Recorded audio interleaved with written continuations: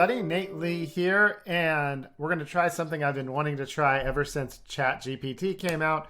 We are going to ask it some questions about the mandolin.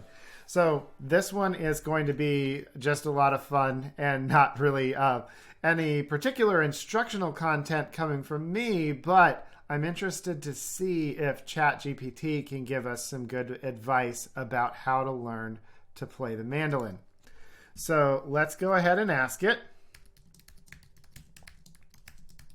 For anybody who doesn't know what ChatGPT is, it is an AI. It's a pretty scary AI that can answer a lot of questions and give instructions and all kinds of stuff. So let's see.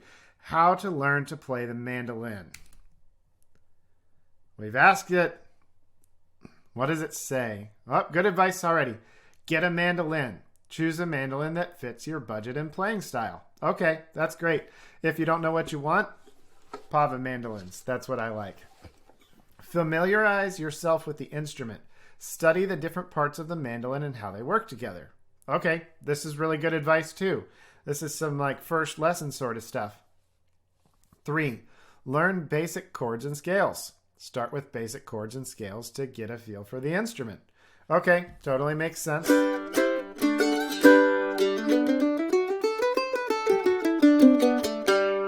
Very helpful stuff. All right, practice regularly.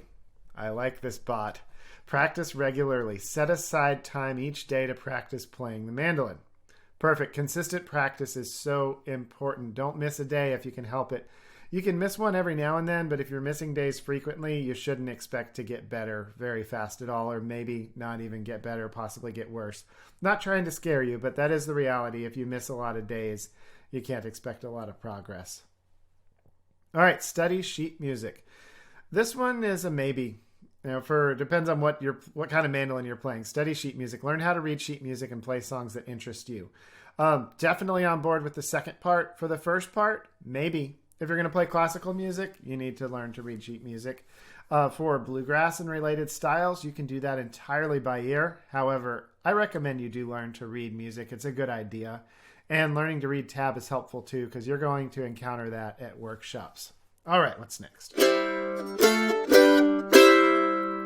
Find a teacher or take lessons. Now, I promise I did not pay the bot to do this, to say this. Consider taking lessons from a teacher who can provide guidance and feedback. That is excellent advice. And if you would like help with that, you can sign up for lessons at my website, playnately.com. There is a link down below. While we're on that, if you're new to this channel, make sure to subscribe. If you're not new to this channel and you're not subscribed, make sure to subscribe and hit that like button for the YouTube algorithm and the notification bell so that you don't miss any future videos. All right, so next, join a group or take part in jam sessions. This bot is great. Take part in jam sessions. That's one of the most important pieces of advice that any teacher can and should give you about learning to play an instrument. All right, playing with others will help you improve and gain confidence. Totally on board with this. It makes so much sense. It's like the way we learn to speak. We jam with other people. We talk and talk until till we can talk better. We pick up what they do, and eventually we get good enough at it, and other people start picking up what we do.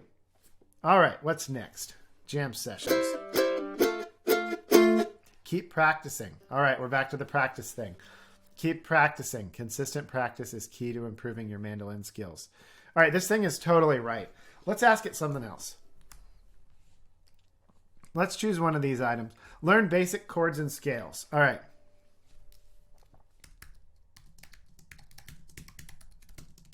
How to learn mandolin chords. Let's find out.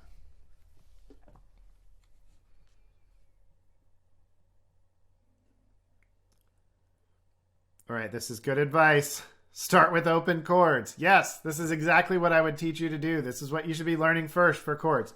Open chords are basic chords that consist of 2 or more strings played together. That's not quite right. The AI failed us here.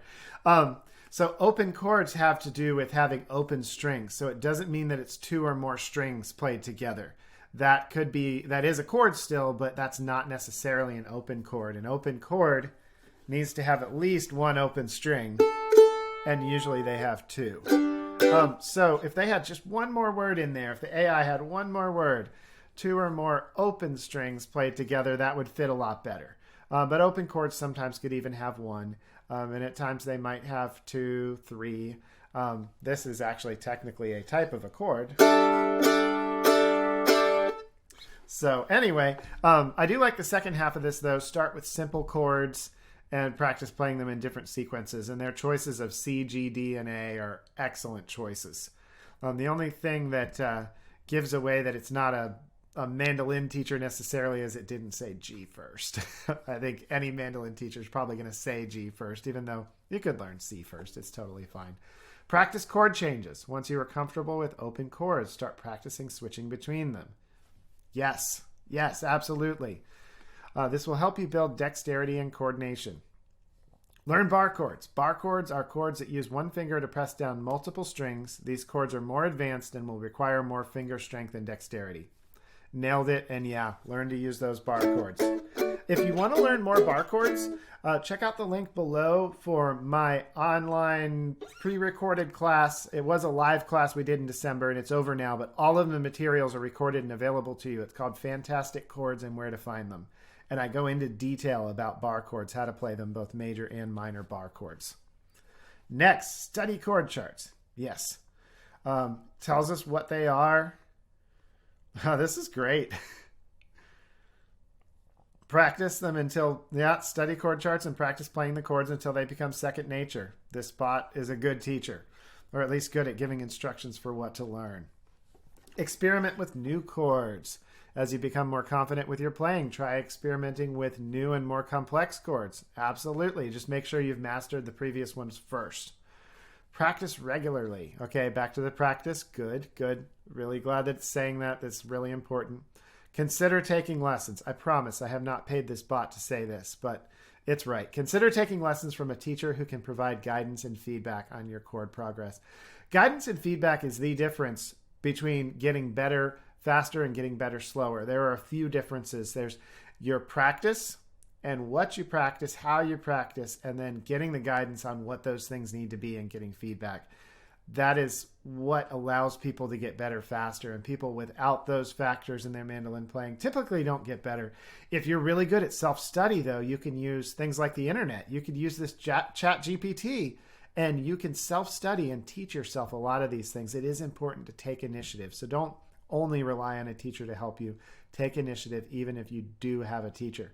If you want some lessons, you can come meet with me live online, and we can meet for a private online lesson, and I can help you up your skills on your mandolin in bluegrass and related styles, and we can study whatever you want within that, and maybe even branch out into some other styles as well, and I can help you with your technique and all that. So sign up for a lesson below.